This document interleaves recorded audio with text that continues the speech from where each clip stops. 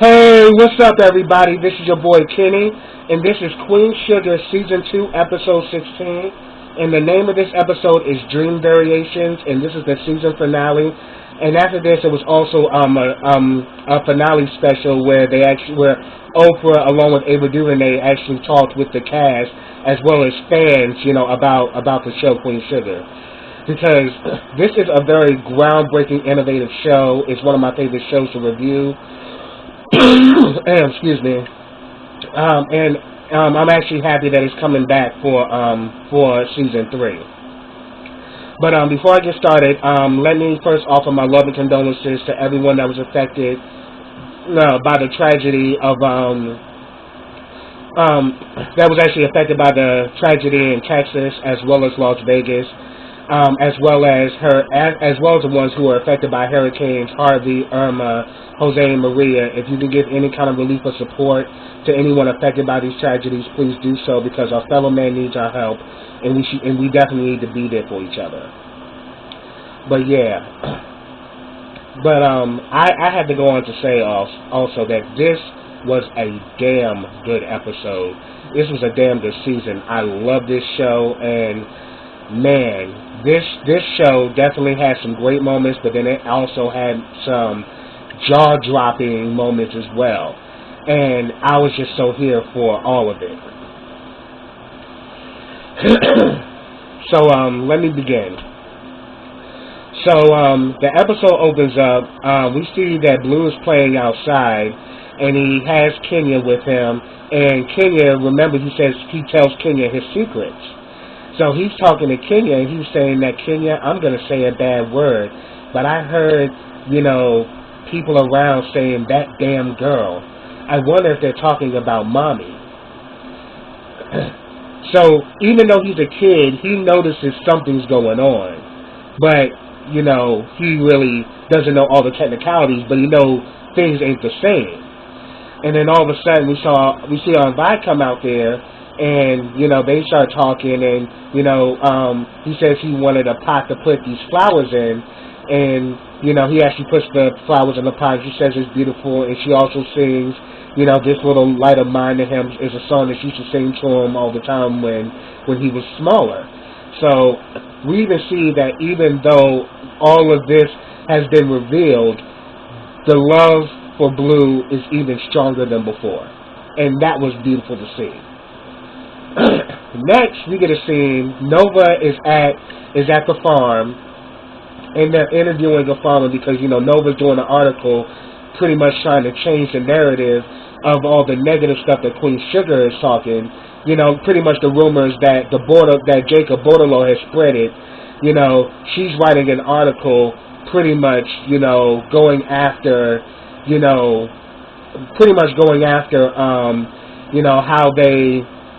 how these farmers, are being subjected to racial indifference, and, if anything, she's talking about how these black farmers are being deprived, from farming their own land. And, so it's like a really deep article, and they're interviewing one of the farmers. We see that somebody pulls up, Nova gets up, and the girl that's with her continues the interview. And we see that it's Darla. And Darla wants to come in to get a few of her things or whatever. And Nova's like, you're not coming up in here. Ralph Angel's not here, so you don't need to be here if he's not here. And she's saying that this is our house. And then Nova's like, correction, it's our family's house. So I was like, Darla, you really was trying to flex your muscle with Nova, but Nova is not the one. And then Nova's like, well, first of all, I don't trust you. So you're not coming up in here because I don't trust you. Because I understand that you had, your past, being involved in drugs and all that. But once you sobered up, you should have told him the truth. And you didn't. You chose to continue to keep it hidden. Why did you? And she says, well, I was afraid because, I got Ralph Angel back in my life again, and I didn't want to lose him again, so I just kept it hidden, and I chose to keep it secret. And she says, no, you chose to lie. And you didn't just lie to Ralph Angel. What about Vi in Hollywood? They practically rescued the both of you and Blue, and they practically helped take care of your son for you. Did you think about them? So she's pretty much says that you're not coming up in this house unless Rod's here. So if you can't meet him face to face, don't bring your ass over here. And she sent Darla away. And I was like, man, Darla just completely ruined any type of trust and togetherness that she once had with the Borderlones. So forgive me, y'all, I'm under the weather. But yeah, that was crazy because Darla is now starting to see more and more how she fucked up. And then when we see Darla again, Darla is actually Darla is practically, driving in her car. She drives by Vi's house and she sees Vi, Hollywood, and Blue. Hollywood and Blue are working on a bike and everything, and she's seeing how close they are, and she just breaks down in the car and just screams because she realizes that, girl, you actually hurt the people some of the people who cared about you in your deepest moments, in your darkest moments. I mean, these were the people who were there for you, and you knew, and you always speculated that this child may not have been Ralph's, but you chose to continue to live the lie because it benefited you in the end. And you literally took everybody in that family for a ride. And it finally all came to her at that moment. So she cries and breaks down in the car and she drives off. Excuse me.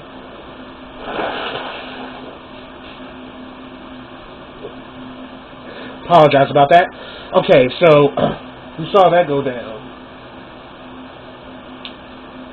Then, after Darla leaves, they actually focus on Hollywood, Vi, and Blue. And, Blue's showing Vi's muscles and everything. And I was just like, Blue is so adorable. But then we noticed that Hollywood gets a call. And, I think it was his attorney or whatever. And he was, like, talking about depositions and all of that. And we definitely know that he had a case because he was on that rig that exploded. And he actually not too long ago went down there, because he pretty much was filing a lawsuit, because those guys could have all lost their lives, but good thing that they were spared. So he pretty much gets all this information on the phone, and we start to see we get a mix of emotions from Hollywood. But then all of a sudden, after he hangs up the phone, he gets really excited, and he's saying, Vi, this is a good day. That was my lawyer. About the whole situation with the rig. They're giving us triple the money than what we asked for. And he's letting Vi know, baby, we're rich. And then she's like, are you serious? She's like, yeah, we're rich. We don't never have to worry ever again.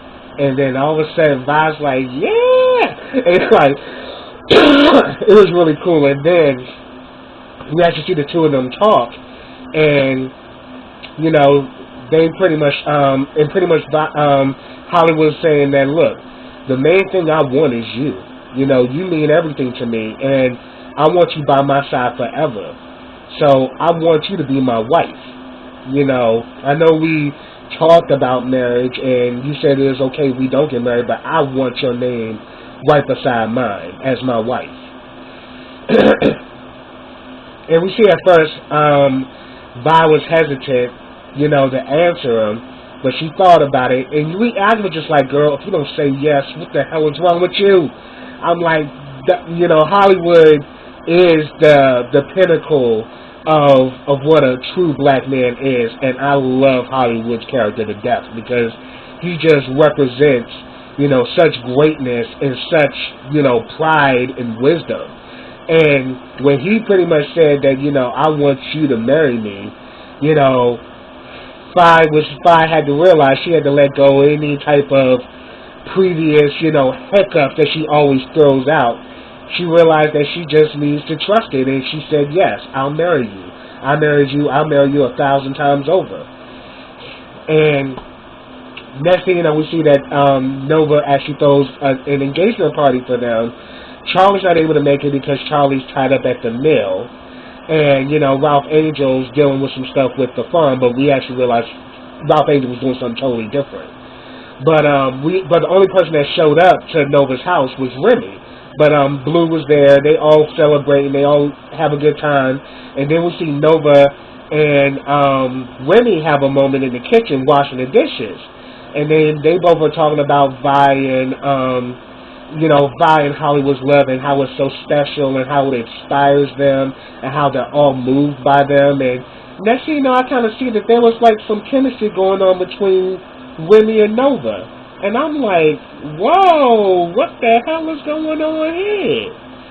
Because I'm like, like, here it is, you kind of doing your thing with Charlie, but then we also kind of see that you also have a very closeness to Nova because you like the fact that, she's about the community and that she's driven and that she's focused on creating change for the black community, and he's inspired by that. And the next thing you know, we see that he ends up grabbing her hand and then ends up hugging her. And then we even see that it even kind of affected Nova, like, what the hell did just happen here? So I'm like, oh, we're going to keep our eyes on this. There may be something going on with that, especially after what goes down between Remy and Charlie. And definitely I'm going to get to that. But then, first let me talk about, so we pretty much saw that go down. So now I'm going to talk about Ralph Angel. Ralph Angel, when we first see him, he's talking to one of the ladies that he knows that was very close to his father. And she's pretty much talking about, that they're pulling out of bringing their king to Queen Sugar because they don't know Charlie and they hearing all these rumors and and I have to admit, Ralph Angel has Charlie's back. And he's saying that, look, this the Landys and the Boudreaux, they've been trying to tear us down, but then the Boudreaux have other cards that they're playing. They also, own their leasing, own their life insurance and all that. They said if I don't pull off, they possibly can take my life insurance and all of that. So they got other things that they're using to pull these people away from Charlie. And then we also see that, so we see that Ralph Angel's trying to get the farmers to stay, but then he says, I'm going to talk to Charlie and find out what's going on. Because, he's saying that, look, I trust you, but I don't know Charlie, and I don't trust her, so I can't really do business with someone I really don't trust. It's like all these black farmers that were once on her side are now dwindling, slowly but surely. And we actually next see that Charlie has a meeting with Jacob Bordelon, and he's kind of flexing his muscle and talking big shit, saying that here it is, we thought you were supposed to be this big, bad woman, but really all you do is throw smoke everywhere. And we actually see that we got you because you literally thought you was going to take our farmers away and that nothing was going to happen. And she let it be known. She says, I took 50% of your farmers within a matter of 5 months. So if anything, if you want to call that smoke, I will have to call myself the fire because I'm the fire that's creating the smoke. And he pretty much saying that, look, why don't you just cut the charade and we already see that right now you're not winning. You might as well join us and we can do this together. With your business sense and with my connections, we can run this and we can all be rich here. And she says that, and then he's like, I know you're intrigued by me. That's the reason why you keep coming back. That's why you came back now, because I intrigued you. And you intoxicate me. I'm like, if you don't, like, this motherfucker really is trying to get Charlie in bed. And it is plainly obvious he's trying to screw Charlie. And Charlie knows it. And Charlie pretty much kind of flipped the script and was like, you know what, it's the audacity it's pretty much the audacity of privilege, because due to the fact that he never had to really work and actually earn anything, everything he has, it was entitled to him. So, excuse me.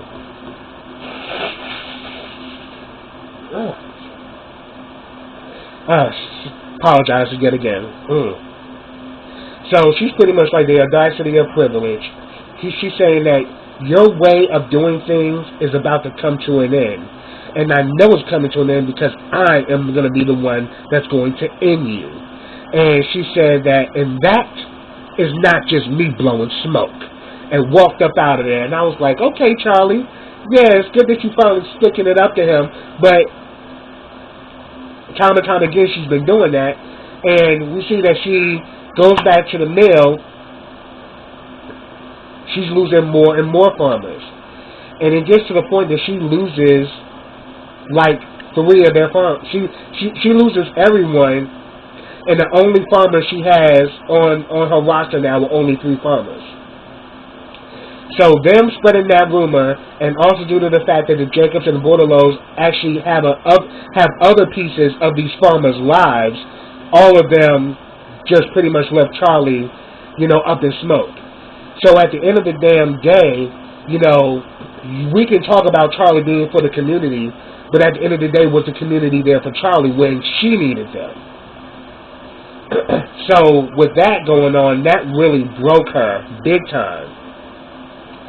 So the next thing you know, we see Charlie meets up with Ralph Angel. And she pretty much lets him know that, look, I only got 3 farmers now. All of them had left. It's like the Landrys and the Boudreaux, they've won this. But they really haven't won this. They won this battle. But I'm going to win the war. And she tells Ralph Angel, I'm going to need you to trust me on this. And she says that I need you to actually take this cane and actually take it to the Boudreaux. And he's like, Charlie, I ain't out your damn mind. I'm not going to be farming with these assholes. She's like, look, like they keep coming for us and keep coming for us, and you want me to do business with them? And she says, exactly. They keep coming for us, and they're not going to stop. We know this now. They're not going to stop unless we stop them, and I have a plan, and I'm going to do this. So this is what so pretty much I got a plan. I'm going to work my angle with them, bring them in, and I'm going to fuck them up. Because at the end of the day, I need you to trust me, Ralph Angel, that I got your back. And she says that, look, you about to do your first harvest. I'm so proud of you. You're doing some great things, and regardless of everything that's happened, you're still standing strong, and I admire that. But right now, I need you to trust me. I need you to trust me that I'm doing this for the right reasons. Because we're going to take them down, and I need to get on the inside in order to do that. So he pretty much says that, yeah, I'm in it. I'm with this shit. Because he pretty much said, this sounds like some Godfather shit. Because Charlie was sitting there like she was just like the master of ceremonies, and she was just laying out her plan, like I'm about to annihilate all of their asses. And she was not here for the bullshit. And we actually see they hug it out, and she says that, I want you to know, Ralph Angel, I have your back 100%. That's why I fired Darla. That's why I fired Darla, to let you know where my loyalty lies. But then when he figured that out, he knows that was definitely a trigger for Darla. So that immediately sets him on a tailspin where he just goes off searching for her. He first goes to to see her sponsor, who she's supposed to be staying with. I think her name was Mona. And she says that, well, she has been staying with me, but I haven't seen her since this morning. She said she was going off somewhere, and I think I may see her tomorrow, but I think her losing her job really took a toll on her. And Ralph Angel tells her thank you. Then we actually see that he goes to hang out with these women. And I think one of the women looked like that girl Naya that was going back and forth with Nova at that party. I think it seemed to be she out there with these other girls. They look like they hoes or whatever. And one of them like flirting with Ralph Angel, but he's asking about, have you known this girl named Darla? She's skinny, light skin with long hair. And they're like, oh no, we don't know nobody by that name. And he's like, well, how about Stars? Like, oh no, we don't know nobody by that. And then we see that he goes to other different places, and then we actually see he even goes into a drug house looking for her and doesn't find her there. And then eventually he does track her down. She's at this swimming pool that's at like it looked like it was like a hotel or something like that. And She's just up in there swimming with her Nike bathing suit on, and finally the two of them come face to face after all this time. And let me say, Kofi Cerebo and Bianca Lawson did their thing in this scene, because he pretty much in that scene, they went back and forth. There was some screaming going back and forth. He was kind of like just calling Darla on a bullshit. Like, don't tell me that crap about you sleeping with all these dudes. I want to know why. Why did you lie? Why did you lie to me? How could you lie all this time? I believed you. I trusted you, and you just lied to me. I know I have my mix-ups. I know I ain't perfect. I know I got a temper. I know I can be childish at times, and I know I can, I can fly off the handle every now and then. But one thing I can honestly say, I never lied to you. But you told one of the worst lies ever. And he's just like, I want to know why. And of course, Darla kind of does like her smoothing, her like conditioning and trying to smooth things over. And it got to the point none of that was working, because he kept going after. He's like, I want to know why. Tell me why. And then she's like, I was scared, all right? I was scared. And I liked how everything was going, and I didn't want to ruin nothing, and I just kept lying. And he was like, and then she was saying, I hope that one day you can understand why I did what I did, and maybe you can forgive me. And then she did admit to him that it was more than one guy she had sex with that night. The guys kind of ran a train on her. She don't hardly remember any of that, but she says that could have been a possibility the night she got pregnant. And she was with Ralph Angel at the time, and she said when she first told him about her being pregnant, she saw that you had got locked up and everything, and then when I told you that I was expecting a baby, it really lit you up, and you were so happy and so excited. I wanted to keep it going, because I saw how happy being a father made you. Hold on. Oh, this congestion's getting on my nerves. I'm hating this. Okay. So pretty much all this is going on, and then she's like, after that, I just hope that finally, like, one day you'll be able to see past this and forgive me. And he's like, I don't think I'm ever going to be able to forget this. And as a matter of fact, I don't think I'll be able to trust you ever again. And she broke down crying, and she was like, so this means this is the end of us? He's like, no, I can't be with somebody I can't trust. But then she starts pleading like, okay, fine, hate me, punish me, I deserve it. I was wrong for what I did to you. But don't punish Blue. Blue loves you so much. You are a great father to him. And just don't punish Blue. Don't hurt Blue. And he says, Blue is the blood in my veins, even if the blood in his veins ain't the same as mine. So that was like, okay, I'm with you, Ralph Angel. You're going to still, be a father to this son, to this young boy who looks up to you, a young boy that you have built a strong bond with, a young boy who has made you a better person. So he says that, yeah, I'm gonna still love Blue. She says that, yes, I wanted to stay with you for a while, but I'm actually gonna go back to DC with my parents, and I'm gonna try to get myself together. And for a while, I want him to stay with you. So we see that was the end of that scene, and I was like, wow, that was crazy. So then we get a scene between Charlie and Remy. Now this is after him spending time with Nova and with Hollywood and Vi at their engagement party and all of that. He goes to meet up with Charlie, and Charlie, pretty much when he hears about what happened with all the farmers and all of that, them all backing out on Charlie, he was like, okay, I'm going to go and talk to all these farmers and actually try to get them back on your side and everything like that. And she's like, don't worry about it. I got another plan, and it's a good one.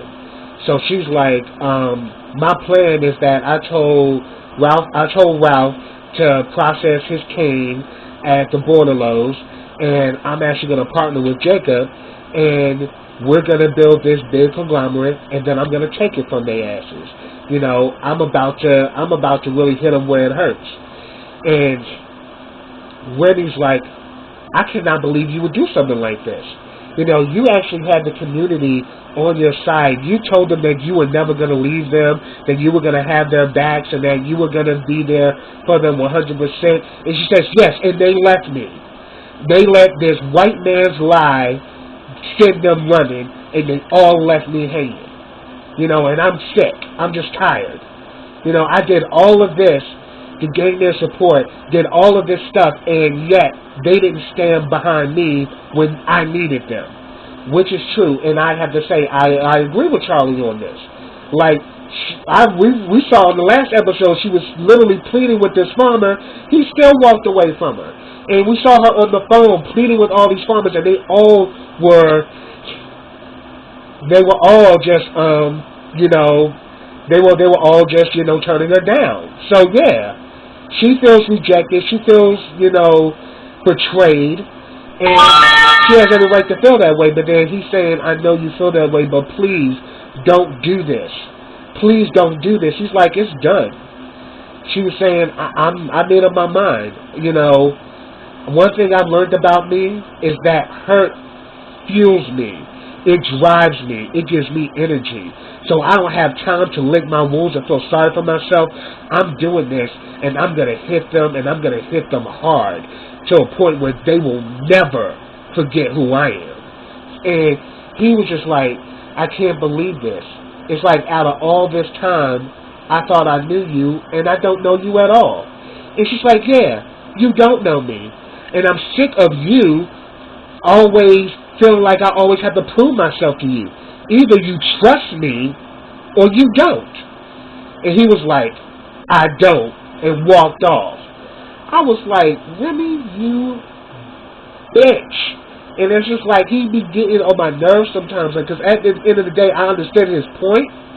That, look, you need to be there for, you said you was going to be there for the community and all that. But the community just turned their backs on her. And you're mad she's going to side with the enemy? Yeah, it ain't right that she's doing it, but I understand why she's doing it. Because the people that she was really putting herself on the line for, people who she invested money into a meal to actually give them a fair chance where they can actually get more for their crop. And they're going to turn their backs and run because of a white lie that's been told? And it's like, Winnie, you don't actually get the ramifications of that. Like, she was an outsider who came there, was going to all of the potlucks and all of that, doing all of this to build that community up. And when she needed them, they bailed like a bunch of sheep, like a bunch of cowards. And she feels jaded. So she's like, okay, since obviously she said that she even said she miscalculated the greed of the land use and the Boudreaux. But now she's going to hit them even harder. And Remy just in his feelings, because Remy can be real simple at times. Like, he likes to say, like, little slick shit out his mouth and all of that. But at the end of the day, Charlie plays hardball. I mean, you think Charlie became one of the best sports managers in the game by being soft? I don't think so.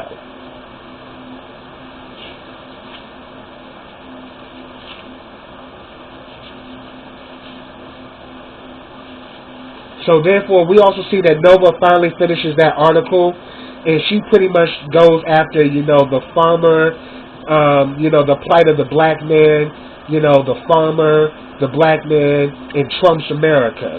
And she was like talking about some really deep stuff, and she sent it to the editor, and he said, this is probably one of the most incredible things I've ever read. And we actually see that, Nova is about to definitely shake things up in St. Josephine's in pretty much Louisiana. So this is pretty good. So we definitely saw that go on. And then we had this ending scene between Ralph Angel and Blue, because finally, after he talked with Darla, he went to go pick up Blue from Vise. Excuse me. huh. Okay, so we see that he puts Blue in the car, and Blue is like, "Hey, Pop, where you been? What's taking you so long?" And we actually see that the two of them have a dialogue, and he was saying that, "Blue, I want to let you know how special you are to me." You know, and he was talking about, he actually told him, like, how he got his name. He said that, he was with Aunt Vi, and he said how Aunt Vi got her name is that, her mother, she said that she saw a crown and it had the color violet, and her mother had told her that's where she got her name from, because the color was so pretty. And just like how pretty that color is, she was named after violet, which is like a very beautiful purple, and yeah. And then, like, also he talked about his mother Trudy, and he said that, the two of them is who inspired me. The two women who I know that love me unconditionally helped me to think about a name for you, because he said that he was going to name him Percy after his uncle. His mom wanted to name him Cornell. He wanted to name him Percy, but then he was like, nah, Cornell Baudelaire. Woo. But then he was just saying that I wanted to get you a name that was special, a name that nobody had, that set you apart from everybody, because that's how special you were to me. That was how special you coming into this world was to me. And then he said that, I believe in you. And he says that the name Blue was perfect, because blue is the color of heaven. It's the color of the sky. It's the color of the ocean. It represents everything good, and you represent everything good to me. So it was great, because he was saying that in this moment, I don't care whether you're my blood seed or not. You are my son. I love you. You are special to me, and that will never change. That damn near made me cry, because I was just like, man, that was just a real scene of men who choose to be fathers to a child. Because you don't have, because you know the saying, like, even like if you watch Boys in the Hood, the scene between Trey and his father, he even said in that scene that, look, any fool with a dick can make a baby, but only a real man can raise his children. We see that Ralph Angel is a real man who has made a commitment to raise his son. And we see him and his son hug it out, and we see that Blue has some confirmation that my daddy really loves me, and my daddy has affirmed me that I'm special. That was powerful. So I literally give a round of applause to a great season finale. And then after that, they actually showed the actual season finale special, which I thought was really great. The cast looked great. They were asking, questions and stuff. And then you also had comments from the audience. Like, you had a couple who commented about, seeing how Hollywood and Vi love each other. It inspired them, because they've been married for over 30. I think they were married for 37 years, I think. And she said, when you and Hollywood was having that chocolate and strawberries, now we got chocolate and strawberries with us too. But not only that, we actually talked and we opened up with each other more, seeing how you and Hollywood communicate. It inspired us to work on our marriage. And it was also great to see that even up in the age, even though when a woman is up in her 40s or late 50s, she still, enjoys sex. She still is sexy. She still is vivacious, and she still can, live and be herself. And Tina Lifford, who plays Vi, she says that was one of the main things that attracted her to this role, that she was a woman up in age, but she was so youthful in spirit, and youthful, in the way that she loves Hollywood, but also how the way she embraces and is there for her family. And then also a scene that was very moving was when, the scene where Micah, they showed a clip where Micah breaks down about, being brutalized by the police. And we see that his father, like, literally breaks down and holds him. And we actually see that actually, touches one guy who was in the audience, and he actually thanked Oprah and Ava DuVernay for not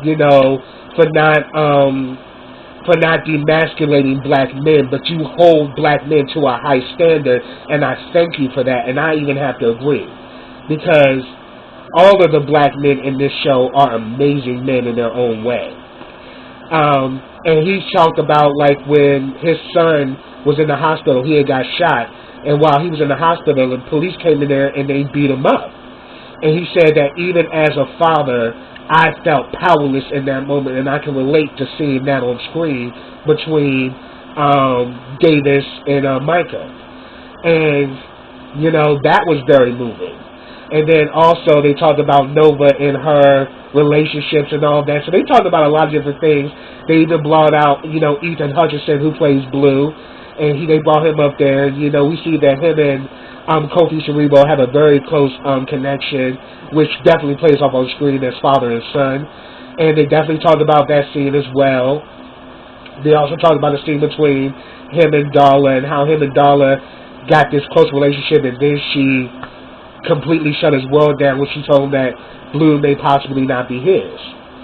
So all of that's going on. So that was a really good special that they showed. I thought it really gave all of us fans a more eye-opener to the characters, and, you know, it was a great cast of characters. I mean, Keena Lifford is a veteran actress. I mean, we've seen her in a lot of things. I mean, I definitely remember her in New Jack City, as well as this short-lived sitcom South Central, and seen her in movies and all of that. She also played Otis' mother in The Temptations too, so I remember her in that movie. And then and also Rukina Wesley and Dawn-Lyen Gardner are both graduates from Juilliard. So I was like, it definitely shows. And then, you know, Kofi Cerebro being a model and also being a child actor, and he's now, you know, made ground as a sex symbol with his role as Ralph Angel, and now he's, you know, he was in the movie Girls Trip. Yeah. So it's just like, it was really great to see the cast, you know, interact with the audience, and how the audience was just really moved by this show, and how this show is groundbreaking and innovative for the black community. And I can honestly say I'm very honored to review this show, because this show has even inspired me as a black man to not only, you know, reach higher, but to have a higher respect and love for who I am as a black man. So that's what I have, everybody. If I missed anything, put it down in the comments. Or if you have anything you want to add or something to share, please put it down in the comments. I definitely like to hear your feedback. But subscribe to my channel. Click that bell so you get notifications every time I drop a video. Also, I started a GoFundMe. You can find that link in the description box. Also, like this video, comment on this video, and share this video. And I will be back with the Season 3 premiere of Queen Sugar. So until then, everybody, take care.